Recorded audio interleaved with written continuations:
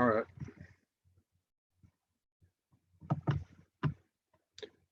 Let's try that again.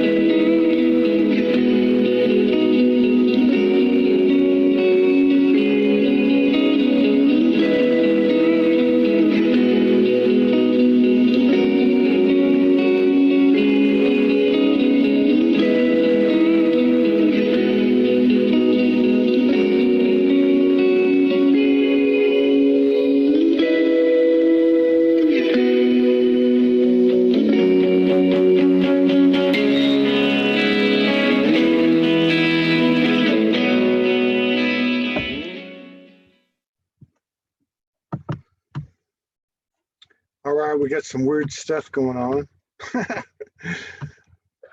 Let's see, hang on. It shows we're on Facebook on our 3 pages, on YouTube, we're on Zoom, but some weird stuff going on. The tech is messing up. That's all right. Okay, let's get our guest up here. A couple of Ascension badasses. All right.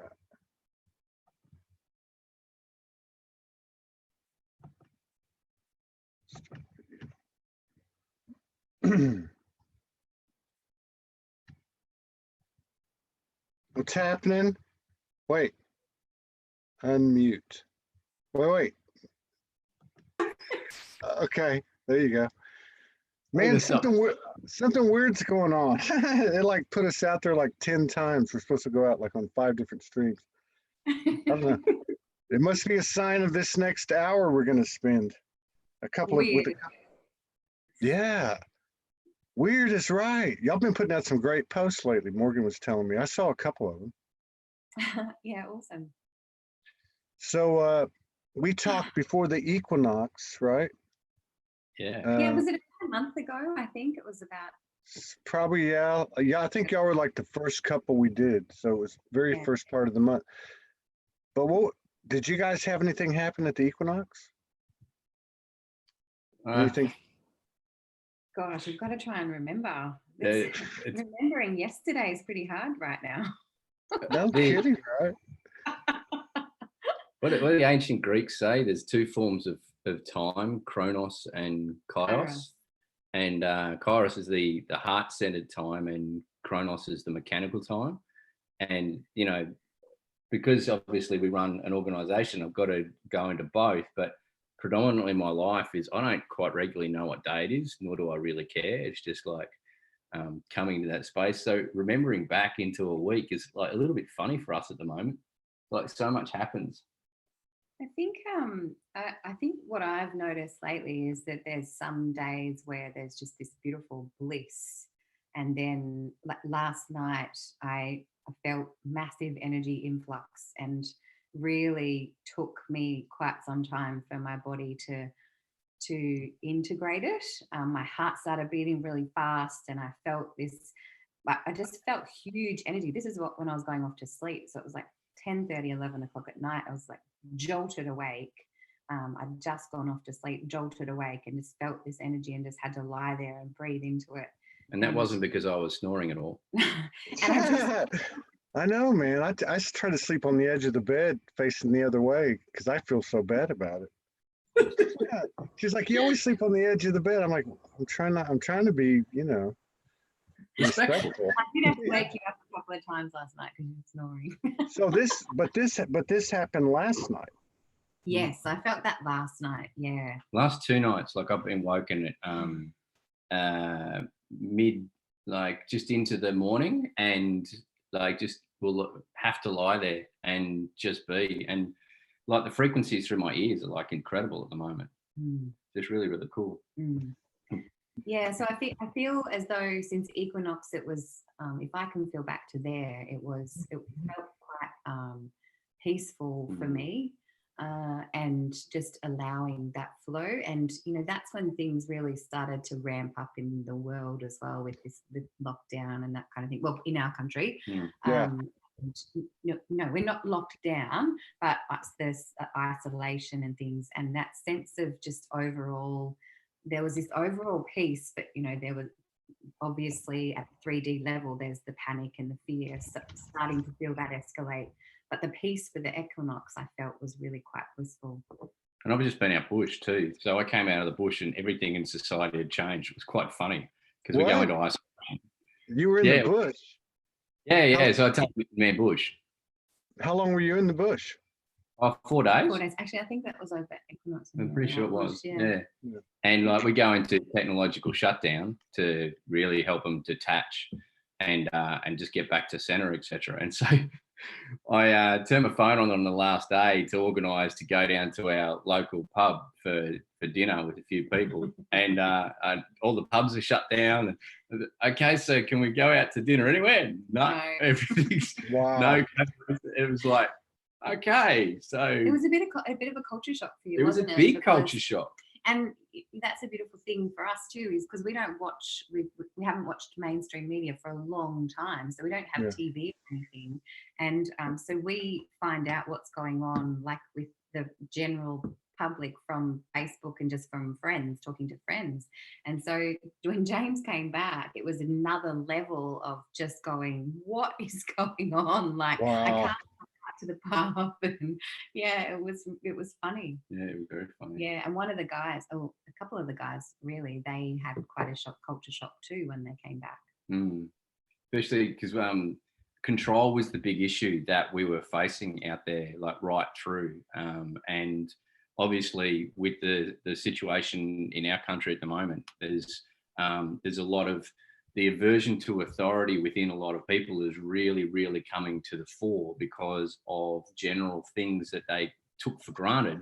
They can't do anymore. So that aversion to authority has risen, and been quite intense for a lot of people.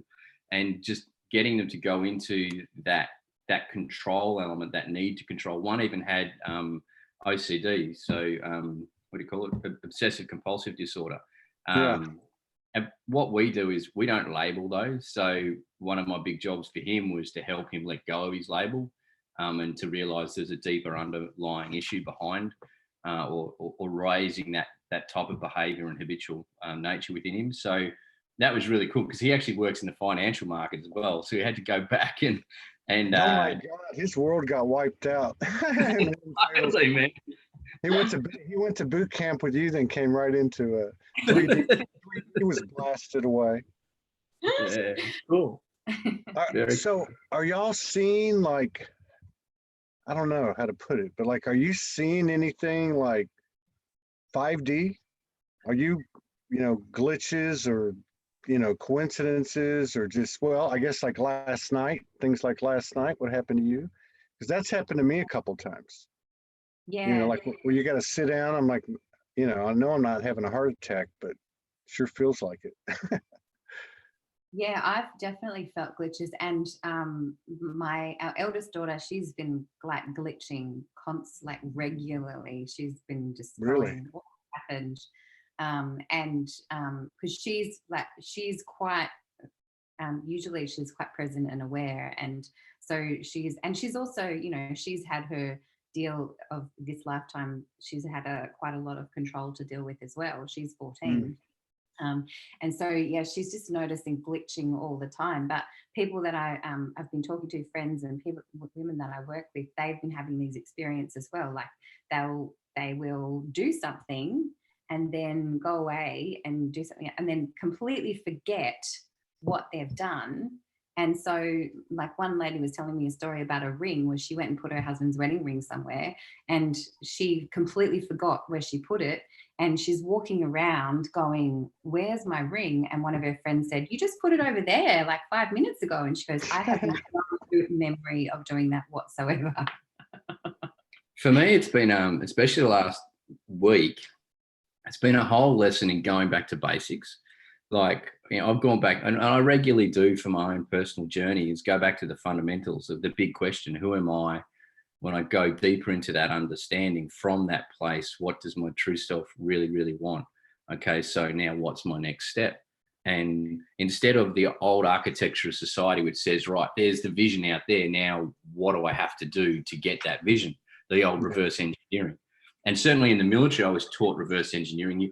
This is your objective. Now step back, and how do you actually achieve that objective? Whereas that type of what I'm working with people, especially that have gone to that method at the moment, there's this whole flux in the middle. And there's, like you say, I like that term, the glitch, because everything keeps changing so rapidly out there. Their control issues keep flying up in their face. And so they get emotionally disrupted instead of coming back to first principles and to center and going, okay, from this place of knowing completely who I am as a multidimensional being, what that framework does is allows me to observe everything that's going on at all the multi levels. And even if I don't know the exact meaning in the moment, I'm quite comfortable at going, there's a bigger thing at play. And so not being emotionally disrupted, the old words in the Bible from Christ is he's in this world, yet not of this world. And I think that 3, 4, 5 dimensional aspect of self at the moment, for those of us that are really working at betting ourselves into the 5D aspect, it's to remember that phrase, you can be in this world, but yet not of this world. For me, it's been really, really pivotal. But also to remember the power of the human, which we talked about last time. Todd, you've been saying, using that hashtag the human as a hero for ages. And it's that element of embodiment, like all those moments when we glitch or when we feel the huge burst of energy, the way that we work with them is to integrate that and to actually embody into this human form. And that's how we ascend into the higher realms, is in this human. Like, that's why we came here. Yeah, like walk the talk. Like, shut up and walk the talk, don't talk the walk. But you said a couple things that are really interesting. So like the one thing about the strategic planning, I love the way you describe that. The reverse engineering. If you start to do that, because I was just thinking, that's what I always tried to do, and it wasn't working. And I don't know what I'm doing now, but if you try to do that, it is controlling the flow. And the reason that kind of stuck out for me is because you're the first people I've heard. They've talked about a lot of the different aspects of what's happening, but this thing about control is huge. Not only, of course, being controlled, being out of control, not being in control, because you can't even go out to the park or whatever the case is. So that's a huge word. That's the way you guys kind of brought it in. You both mentioned it. Yeah. So you both saw control as being a big. Yeah, absolutely. Because we see what's happening now. People have been using the phrase, this is the new normal. Now, this is not the new normal. This is a transition phase. Both of us, we left one of the most controlling environments coming from the military. Both of us had to transition from that environment. And just simply by leaving that environment, when you choose to leave that environment, you actually release the controls of that environment and have to try and find your way. And it is, you stumble blindly for a little while because you've got no imposition on your discipline, or you've got nobody saying this is what you must do, when you must do it, how you must do it. You're deciding. And so now we've been through that time and time as we've moved to different levels in our life over the last 10 years. Well, since James left the military, it's 10 years, me 17. And so we've been through that lots of times, and now it's just happening on a mass level. People are losing control because they don't have all of those little things that were there to tell them what to do and how to do it and when to do it. The systems aren't supporting them. The systems aren't supporting them. But the thing is, that's the beautiful thing, because a system is designed to support a human endeavor. Which it hasn't been for a long time, but now it's just showing. Exactly. And so everyone's been in so much denial and saying, no, the systems are working, from our education system, political system, healthcare system, all these systems, they're meant to support a human endeavor, yet they've become their own beast. Financial system, they've become their own beasts. And what's happened is we've been in denial for so long. Now the pain of the present moment has just gone through the threshold, the tipping point of exceeding any perceived pain change may bring. So this is why, I feel really, really excited at the moment, because I can feel I'm buzzing. It's because this threshold of a mainstream, the mass population is starting to go into this breaching point. And those that have been operating in this space for a long, long time and have, really grounded themselves in it, and that we don't need to go back into the fog and get people out. Simply need to shine a light, stand and shine the light, and say, over this way, over this way, and people start. And we don't need to stand there and go, hey, everybody, this is what's going on right now. Like, we all know what's going on. We all know what's going on. But I love what you said. Yeah, just like directing traffic, like what haven't we tried, And obviously a lot of people are beginning to look at people, because I've seen comments and I've seen a couple of messages, people that thought you were crazy, like sending messages to people that they called crazy, family, and saying, hey, I get what you're saying now. Some of that's going on too, right? Totally. It's like, people. You said excitement, and that's what I'm feeling. Now I'm over here with Morgan, who's Australian, and we're watching Australia, and I'm like, man, they're like way over there. They don't have anything compared to other parts of the world, but they shut that thing down. So from an energetic standpoint, that's how I'm looking at it. This is the first time I've really heard somebody saying what you guys are saying. So people energetically are getting buzzed as a whole because of the control issue in the community. Is that how it's going? Yeah, hugely. Huge. And remember, any emotion's a wave. Even at a collective level, an emotion will be a wave.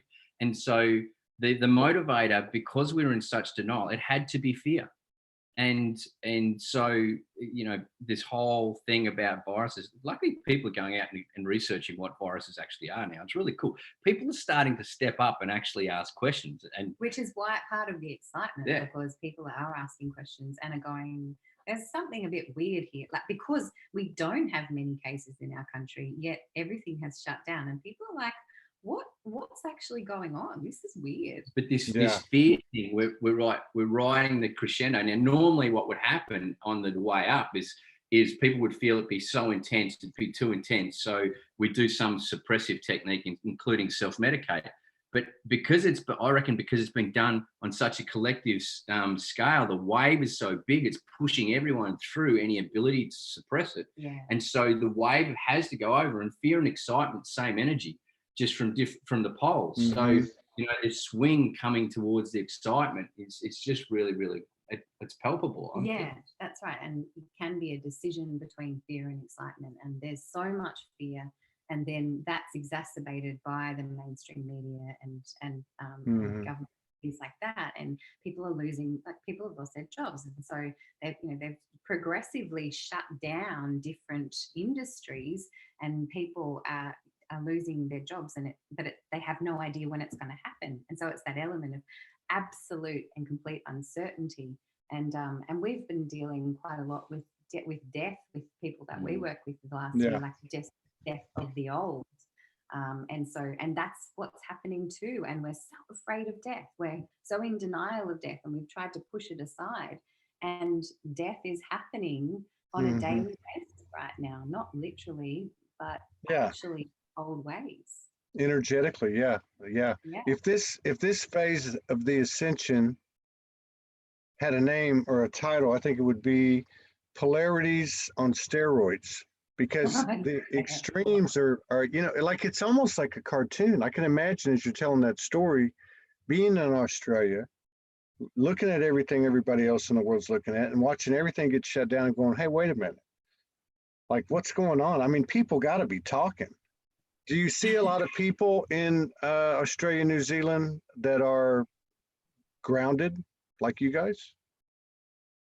There's more and more people, the more we've been in this space and you know, reaching out, I suppose, or actually a correction to that, more like attracting it. We're finding that, you know, when we used to think we were alone, when we never were, there's so many people. Aotearoa is New Zealand's real name, and it's an amazing place, dude. It's like, it's full on over there, and there's some incredible people, especially in the Maori community, the Maori community, which is their traditional people. Yeah, they've got a massive polarity of control right now. Huge control. Yeah. And that's been brought up, and then, you know, with us as well. So there's more and more people. We're so blessed to have chosen to live in a place that we live, which is right on what's called a song line or a ley line, an energetic line, one of the major ones right across Australia, which means we feel the polarities like so much, and we see them so much. But at the same time, you know, when you can allow yourself to choose, because you're doing the inner work constantly, then you can to just see the beauty. It's amazing. Yeah, that's polarity. So, but I mean, like, I know there seems to be a lot of people that are grounded and that are understanding what their role is. I mean, you guys seem to know what you're doing with your time and your work and your passions and your efforts. And but are you getting a lot of people reaching out to you saying, hey, I need some help, or can I talk, or, you know, that type of thing? Yeah. Well, at the start of last week, I think it was, or the week before, I can't remember, when everything ramped up, like my phone was just constantly going that day. And the Monday was like a really exhausting day for me. James was out bush. I think that was actually around the equinox when I think about it. I'm feeling really whizzed out, and, you know, people are just going nuts. We're doing with people that we work with on a regular basis. We're actually doing a weekly get together, which was lovely. We had our first one the other day, and it was really beautiful, and people were saying, let's do this more often. And it's just because when things first started ramping up, I used the words, this is a disease of separateness, and then I've seen lots of people talking about it as well, and so the separateness is really coming to light as well, that polarity. And so it's now, we can't deny this, how we've made ourselves separate for so long, so we need to find ways to come together. And so we are just, we're working with the energies of people, and I guess I feel really grateful for the people that we have been working with for a long time, or, you know, for a period of time, that they are there as well, because they help us just ground too. Just their presence and being able to have conversations with them helps us to ground as well. And the thing that we're mentioning to people is right now, at a time of polarity, that it's the time to chat to like-minded people more. Like there's some people which it's a great idea to text instead of to phone call, and there's some people that don't even text, and just give space right now for them to go through what they need, especially understanding where I personally stand in everything. How balanced am I in this moment? And so, you know, being able to text certain people like that, then that's cool. You're maintaining the love and everything. But sometimes don't even reach out, because if you get that influx back straight at you, it will just, you know, really disorientate yourself. So, you know, banding together with like-minded people. And remember, communities communities now, the beautiful thing about the globe opening up is communities are global. And we don't need to be geographically centric. So, we can have the geographically centric community, which can be really, really beautiful, but we can also have that global community as well, which, we can tune into from the inner space, but we've also got technology which can help us tune in the outer space as well. Yeah. So really bringing that together. At the same time, and we all know that on any phase of ascension embodiment, there's periods when we do have to actually withdraw because we need to bring our energy in, and we actually don't want to interact with those people out there, with the people that we used to interact with and give our energy to, and we don't want to do that. So people are able to be more conscious of that now too, and that's bringing challenges for people. Yeah. So people are starting to understand why you didn't want to talk to them. Well, because so much of our communications and engagements in life were because we were avoiding looking at ourselves. I mean, I love what you said about the separateness, how you saw it as a disease of being separate, because that's one thing that makes it easy, because it works, and that is that in every moment you're basically presented with separation, even if it's not a person, even if it's some kind of virus. Okay, there's really no separation there, and that unity consciousness goes so much deeper than, hey, red, black, white, yellow, brown, we're all the same soul nation. It goes much deeper than that. It goes into every part of the universe, every part of our experience. It's releasing that struggle against, isn't it? Releasing the fight against, because we're realizing when we're not separate to anything, not separate to the virus, we're not separate to each other. All of these, we're all in this together. Everything is affecting everyone else. If the system goes down, it affects so many more people than just me. I'm actually not alone. Yeah. And remember, Kirsty the other day said that she heard our yoga teacher, Megan, she heard us say that if you're feeling like you're waiting for me to tell you to come out of the pose, then go deeper. And I didn't hear that because I was... weren't there. Oh, no? No, you weren't there. Oh, right. That's probably why I didn't hear it. Okay, cool. I was thinking to myself, I didn't hear it because I was so in my head and I was really struggling in the pose and stuff like that. So anyway, so Kirsty brought that to my attention, and it's been really cool because saying go back to basics, we've got a physical routine as well that we follow it as our internal routine, and yoga is quite pivotal for both of us. And it's just watching the practice go even deeper now, but then realizing that's just such a great rehearsal for what's going on out here. It's like every time I surrender to one thing, like I heard that there's big calls in the mainstream media to roll the Australian military out onto the streets. It's like, it's hilarious what's actually going on. But when I heard that, because of my background and my archetypal link to the military, what my mind says the military is to me, which is a very altruistic, honor-based code of masculine protection. Then and he still dreams about being in the military, like in his dreams at night. I bet. Yeah, and it's really, really interesting to watch the dreams morph and the where I sit in them. But that's the archetypal connection I have to the military is like that. So to hear that they want to roll the military, people are calling for the military to roll out in the streets, flared my social justice big time. Like I felt the peak of real anger and rage come. And you went into the disease of separateness. Exactly. So in that moment, what I had to do is remember what I was learning in yoga, which was surrender to a deeper level.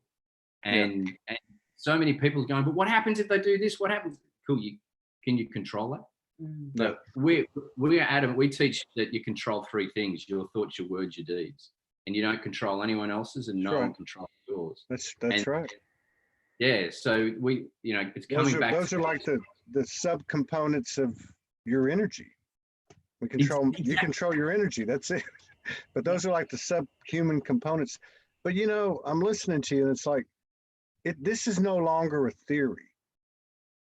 I mean, this is not a theory. This words, deeds, and thoughts, the connectivity, the way we affect everything and everybody, and the challenge is to, you know, shut the F up and direct traffic. You know, like you were saying, do what you've been doing. Do what, you know, it's not a theory anymore. Yeah. And and when you talk to people, the biggest thing that they're afraid of is what if. And so but when they say they're afraid of what if, they can't actually articulate what it is they're afraid of. And so the greatest tool that anyone can use right now is to go, okay, what specifically am I afraid of? And start there, because at least that's one step towards the torch out of the fog. Because if I don't even admit what I'm afraid of, then I'm just standing in the fog looking around trying to get someone to save me, and no one's going to save me right now. That's quite clear. And I'm using fear to remain powerless. Yeah. Yeah. I think people want to, they want to know what's going on. Yeah. You know, at some level, they're kind of like going, well, like you said about the people over there, what's going on here? But this is the ascension, and the ascension loves to have a good laugh. So what's going on is what's going on here. It's like, now what's going on out here? No, it's what's going on here. And yeah. You know, I got to believe that as many people like yourselves that have done the work energetically, that have created space at higher frequencies, that it will be easier for other people. I don't see the doom and gloom. I see that actually it's a rising wave. You know, I actually see that. I think we're underestimating how we're overestimating what we call unawakened and maybe even stupid. I'm sorry. I think people are smarter than that. And I'm glad to hear what you guys said about the people over there. Yeah. Well, the other thing is how many awakened individuals exist because of the unawakened individuals. Yeah. Mm-hmm. So, and I need them to be unawake for me to have an identity. Yeah. Again, that's an external link to my identity. True. Instead of realizing I'm awake and unawake in this moment. But you know what as well, what I love is, and I'm always like everything, I always look at the children and how is this affecting the children? And I have so much faith. I see so many young people that have just not bought into our systems. And, you know, we've bagged Generation Y and those that have come after them for so long. Well, I haven't particularly, but, you know, as a culture, we've bagged Generation Y, but that they are the way they are because they don't buy into our control systems and they're not interested. And when I see people like our daughters and my friends' daughters and the things that they're doing and what they're choosing, and all the young people that we've worked with on Young Warriors, I've got so much faith that they're so awake and they know what to do, and they're connected. Sure, there's a lot of fear right now, but as soon as they come back to their connection, I had an awesome conversation with Abby the other day, our eldest daughter, because she said, I'm just looking out there and I don't like what I see. And she realized the reason she didn't like what she saw was because she was getting pulled in by what was going on in social media, and she was spending too much time with her friends who were in fear. And what she was focusing on and not doing the things she knew she needed to do to create her reality. And I said to her, so if you're not doing your own little things in your reality, your psyche knows that you're not contributing to the big things out there. And that's the thing, is that people think, you know, oh, if I get up in the morning and I just sit in silence for 10 minutes, how's that helping humanity? That's helping humanity massively, because we're doing the little things to bring peace and calm to ourselves. And that's what matters. You're going to a no charge frequency. And if you do that for 1 minute or 10 minutes or an hour, that's a contribution. That's a huge contribution. Yeah. And when you do that, you can look out there and see more beauty. You can see more people doing the same thing. Yeah. Yeah. Yeah. These young people, yeah, I think they're just they're gonna be the straw that breaks the camel's back, basically, or whatever causes waves, cause the wave to crest. I mean, we're And talking then, about, I think on a linear timeline, which I'm not even trying to exclude it in my life, but it's just happening anyway. But on a linear timeline, I think we're talking about a very quick pace. Like it's getting quicker and quicker. It really to is. think about what everyone has got so annoyed at the millennials and et cetera, Gen Y for, predominantly they label it as a lack of attention, or they need constant change. Transitioning quickly. They don't have a long career for their whole life. Look what capabilities are required in consciousness at the moment to take us through this transitional phase. It's those type of consciousnesses which are actually pivotal for us to do. There's still a place for the grounded elder but the grounded elder is not stuck to anything. They're not the chief who has the whole responsibility of the tribe on themselves anymore. They've got this detached level of observation, which actually means they can roll, but at the same time remain grounded. Our young people, all they simply need is they need more grounded elders to be that place of at times solitude, that place of strength, but that place of support for them to keep charging on and come back, reorientate, ask those, get those questions asked of them, which is what the elder's role is, and then move forward. They've got the capabilities to do it. The place of support is so important. When we give young people those basic, you control 3 things, and the basics of creating their reality, they get it so quick. They integrate from here to here so fast, don't they? Yeah. They can embody it so quickly, but the place of support is so important. They need to have adults in their life who they can return to and be able to feel supported in that. Otherwise, regression can happen. But the reality is that they've got it there. Once they've remembered it, and once it's been seeded, they've got it there, and it opens up much quicker than it has opened up for a lot of adults. How many times have I turned to my children and gone, "Can you just stop there? You just got something in 3 minutes that it took me 30 years to get." Right. Humor me a little bit. See, all those video games, the sparking of the mind there, the quick thinking paid off. But yeah, you're right. I guess if you look at what's going on right now, we're in these houses and the only things that matter are our families, right? So we're actually being called to provide that safe environment for these children. All of us who have been working the light for so long, we're here, and more people know we're here, but we're also here more presently for the young people too. And that's all they need. All Absolutely. they need is presence to open up. Yeah, and what is that safe harbor? Is it a house? Is it a car? No, it's actually talking to somebody who supports you, who is not freaking out, who's balanced. You know what I mean? And that's what it's a frequency, just like they are.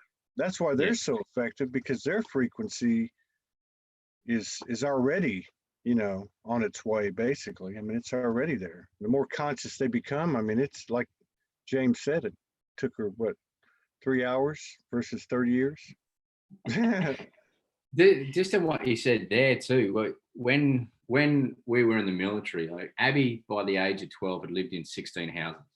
And it, like, every year or two, over a 17-year period, I moved. So I got out of the military thinking, okay, we're going to go to a stable place, because I grew up pretty much in just one house or 2 houses. And so from there, it actually escalated. We moved through more and more and more houses. Like, we stayed in the same locality for 3 years, but we're in 3 different houses. Then we traveled Australia in a camp trailer. And then, you know, in the last 5 years, we've been in only 3 houses. And this house, actually, it's been the first one in our relationship of over 20 years. We've been together for over 2 years. But, you know, initially, Kirsty and I was going, oh, you know, that's a bit of instability for the kids because they're our number one priority. What we actually realized, though, is because us as a family were energetically growing so quickly. It was a huge trajectory. It was a massive trajectory. We actually, especially coming out of the military, we needed to move because of the geographical energetical pattern in that space. So we actually needed to continually to shift until we've come to this place. And this place now has been very grounding. We've been able to provide a safe sanctuary for so many people to come into the roof that we provide. I call it our home tree. And but at the same time, I'm not wedded to this geographical location. If I'm directed to move, then I'll flow with that direction. But our children have learned that that's exactly your point. That safety and security is actually internal. It's energetic, and it's provided by that presence and that connection. And so there's this massive opportunity at the moment with people being, you know, told or, you know, guided to stay home. That cool. That just get out the board games, get out the car, you know, do the old stuff. Netflix. Netflix. Yeah, Outlander. But the thing is, Netflix and footy, like we're massive into sport in Australia, probably aware. And like dads would say, yeah, I'm doing something with my son this weekend. What are you doing? I'm taking him to the footy. So they'll take him to the footy for half a day to stand there yelling at something there and have very little personal interaction. Yeah. Like what's actually being called for now is like the one-on-one. Like you got nowhere to go. It's like, and for adults, children, in my humble opinion, children are here to help us learn to live with an open heart. That's what my daughters have done for me. And, you know, you go back to control's the thing which locks down the heart space. So, you know, they're here. We've got this amazing opportunity right now to be with them and to practice in our own space and learn how to follow their lead on opening our heart space. Yeah, exactly. Yeah, and you know, and that's the other thing too. It's so funny because everything that's happening is supporting the expansion of the ascension, I guess. It's supporting self-introspection, it's supporting people having to look at their stuff, it's supporting relationships that are having to look at each other. You know, I mean, it's like it's accelerating things. It's a quickening that has physical characteristics that we can all see, touch, and hear and feel, you know. But it's the most essential service, isn't it? Absolutely. This is like being in a fairy tale. It's like being in a fantasy. This is the perfect, what is it? The perfect storm. Perfect storm. You talked about the quickening before. That took me back to the Highlander movies. Don't know if you ever saw them with Christopher Lambert. Oh yeah. We're gonna have to get that one out. I have to show that one to Morgan. I don't know if she'll like it. She probably would like it. Yeah. Yes, it's the same. Like I think that's a deprived childhood not seeing Highlander. That was how I used to. Right. She hadn't even seen the Star Wars series until she met me. Oh, now I love Star Wars. Yeah, I haven't seen much of it. I saw it 30 years. God, how long has it been? 50? 45 years? Holy shiitake mushrooms. So yeah, but this is movies. We love all of those. Like the latest Star Wars movie blows your mind. Yeah, we saw the last one. So, but like, so, I mean, this is it, right? I mean, this is it. There's no turning back now. It's one thing for people to say, oh my God, I had an awakening. I left that relationship. I sold all my stuff. I went, whatever. And saying there's no turning back. But we're actually at a point collectively, there's no turning back. This is it's game on.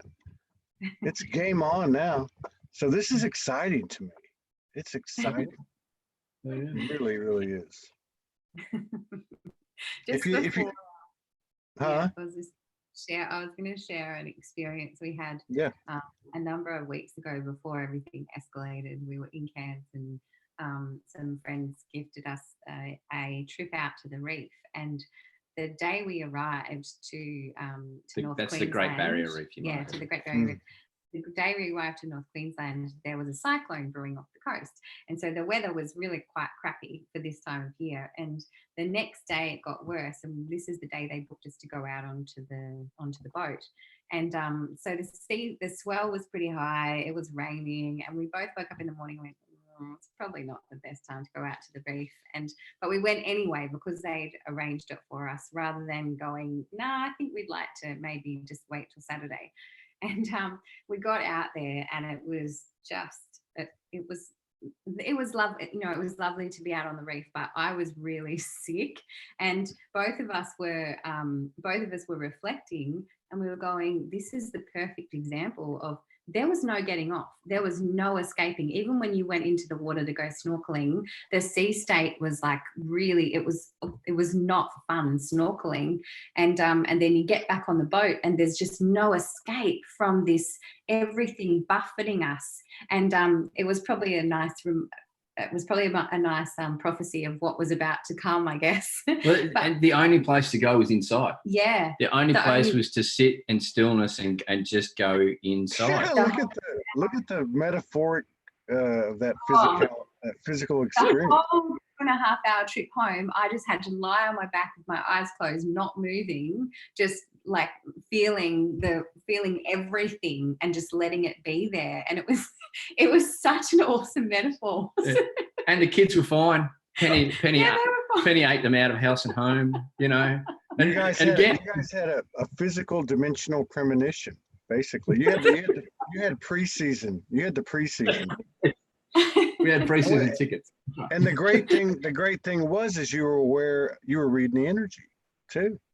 Either at the time it was happening or shortly thereafter, which is to me one of the best things about what's going on, because you can take a walk down the street and you can read the energy. I mean, everything is speaking to you, and it's getting louder and louder. And I was taught this in my actually in my days in the military. I had a really good senior commander who took me, when he found out it was my last day. Like, he was a general, and lots of gold and medals and stuff like this. And when he found out it was my last day, he just said, whatever you do, just come over and knock on my door. And so he walks out, and the guy has no time from about 5 o'clock in the morning to 9 o'clock at night. And he's on the phone when he's not. So, but he cleared his schedule for 45 minutes because he knew that I was leaving, and we just sat as men. And I was James, and well, he was Sir. Let's just say that. But he was Sir. He's a knight. He was knighted by the Queen. So, but anyway, we're sitting there, and he goes, mate, just one of the things that I've really understood is that no matter how chaotic it gets in this environment, if I don't take a period of time out just for me, just to close the doors, turn off the phone, and just be, then I find my efficiency really goes down. Now, that's a complete third dimensional construct he's talking. Yeah. It's actually multidimensional in understanding, and if we can't walk down the street and read if we haven't set the intention on walking down the street and being and observing to read, and to set the intention, we've got to just take that pause, go intention, right, my action will flow from that intention, and I'll get the respective outcome. So it's even more important just for us to stop and chill and reset. Just like I was talking to someone the other day, the coach on a footy paddock, if the drill is going really bad for the team, what he'll do is he won't let the drill just play out. He'll pull the team in, he'll reset, and he'll throw the team out again to do the drill again in a better way. And so, again, use that as a personified analogy. If I need to, if I'm at work, if I'm still at work, when I was in the military, the toilet cubicle and I became best friends.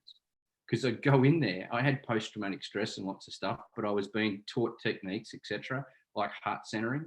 And I'd go into the toilet cubicle and just lock the latch and spend a few minutes just heart centering, and then I'd go out. No one knew in the military I had post-traumatic stress, but they probably thought I had incontinence issues or bladder problems. But that's fine. Right. But it's that constant checking. Well, and the beautiful thing too is, to your point, both of y'all, is this, everything's supporting what serves us best. Like what you just described, you said we need to slow down. We need, you got to be clear. You got to take some time for yourself. But everything's supporting that. Even the 3D mundane things are supporting that. And I can see it just with the people in the neighborhood just sitting in here broadcasting. There's more people riding bikes. There's more people. I hear voices going by. They're talking to each other. I mean, it's fun. It's ironic. It's funny, but I mean, the physical energy is representing the energetics, clearly.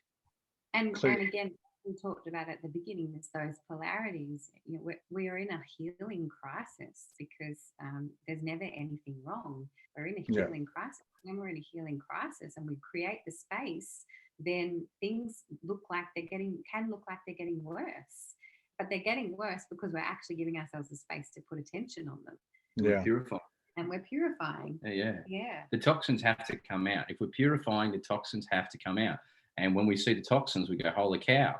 And, we sometimes get really scared. And so we lock down again instead of allowing them their natural process. And the more I feel like I'm not coping with my life, well, here's an opportunity for you to change something, because obviously before you weren't paying attention. It's funny. I was speaking of polarities yesterday. I was having a chat with a beautiful lady about, she was quite suicidal and, just feeling like the option was to leave the planet. And the problem with that is that she can't talk to that many people about it because people think she's wrong in thinking that. Whereas I've been there, I've sat on the couch and it's cool. So I said, yep, let's sit on the table. Let's talk about how it is. Let's feel the pain. And she said, but it keeps coming back. And I said, that's because you haven't plowed in hard enough. And in my love in my heart, you got to hit the ground hard before you realize I've hit the bottom and then I can come up. And I feel that's where we are this is why I'm excited, because I know the feeling of hitting rock bottom. And I get this sense we're there now. We're coming in big time. And we will energetically move. Energetically huge. And it's shifting already. So and remember that, we talk polarity a lot today. The opposite of control is trust. And so, when we swing with these poles, we'll trust in one moment, then we'll need to control on another. But in the work that we do is in understanding the law of polarity comes to this point of transcendence and the apex of the pendulum. Now, the power is not either side. That's actually where the most potential energy is, most actualized energy in the swing, center swing. But the power in the swing is actually the apex of the pendulum itself. And that's the point of transcendence. And to the point of transcendence for control and trust is completely own that inside ourselves. And then we come to this place of knowing. And that's the real excitement can really take hold in this place of knowing, cool, I don't necessarily know exactly how this is going to look, and I don't need to. But all I know in my heart of hearts, it's all for the good of humanity, but not just humanity, the good of the multiverse or whatever. So And that's what I've been saying. The reason I know is because, one, there's nothing wrong. And two, the universe has our back. Got our back. So. Well, if you think about it, that's probably the best polarity, to look at. But if I don't trust, I'm being controlled. If I don't trust, I'm not in control, however you want to put it. So, it's weird. It's that paradoxical teaching of the universe. It's weird the way this stuff comes out. But if I trust, I can't be controlled and I'm not in control and everything is all right. Like, what is that? That I'm like your daughter, like what you said at the top of the show. I'm just going like, what? The glitches. And you're right too, what you said at the top of the show, that this isn't the new, what did you say? The new, whatever, the new frequency. This is a transition. We're in a transition. And we've been in a transition for a long time, but right now it's getting like really, really fast. Almost like there's a slow motion movie playing and there's a really fast one, like the Matrix playing side by side. And you can actually see both of them very clearly and participate in what you want to. One you're not used to, and the other one you've had enough. but it's familiar and safe and all that stuff, right? Yeah, too true. Yeah, I think we're doing a great job. I think we're doing a fantastic job. Mm. Yeah. Man. So, okay, so how can people get a hold of you, contact you? Where do we find you? I should. Connect us on but- Facebook, just Yeah. us individually. Yeah. Yeah, I think that's the best way. I'm James. This is Kirsty. Yeah. Last name is Greenshields. Yeah, that's So- about it. So, do you guys have anything coming up? I guess you kind of No, can't anymore now, right? That's right. Well, Are you- no, this is the thing. I've been talking to a lot of people about this, especially some people with weddings. And so I was talking to a beautiful lady the other day who's getting married in a gay relationship, and it's in October, and she's really, really, intense about it. And I said, so how's your relationship going right now? And she says, really shit. Excuse the technical term. But Yeah. anyway, I just swore, sorry. But anyway, thanks, brother. You got my back. So anyway, I said, so what's the whole point about October? She says, well, I just want to express my undying love for this person and how it massively is and everything like this. And I said, so you're not doing this in this moment because you're completely fixated on something you have no control over. And she got it. She completely got it. We've got a Young Warrior program coming up for our young people that we run, and that's next month. And I'm just in constant communication with the parents. I don't do it I do it by email, but what I do is I do a video to them so that they see my face and they hear my voice. And I say, this is the situation, we're moving. Our intention is to run it. Yeah. We've got a decision point, and that decision point is 5 days out from the camp.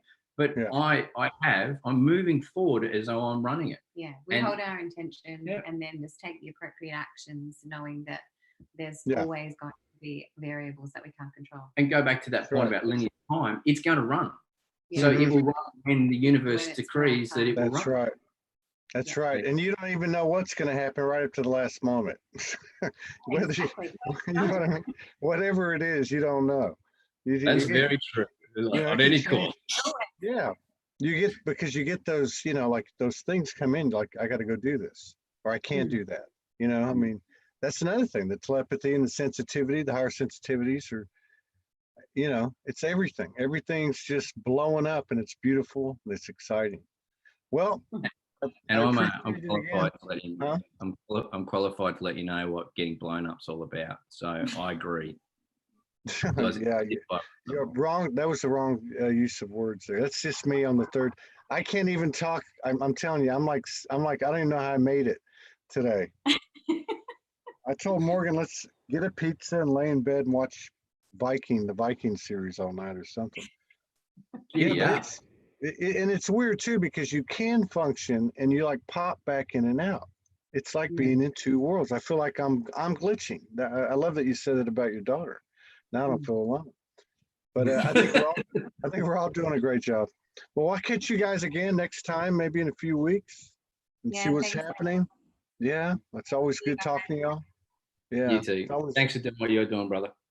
right on, man. I'll see y'all. Thanks for that. Bye. Take care. Bye-bye.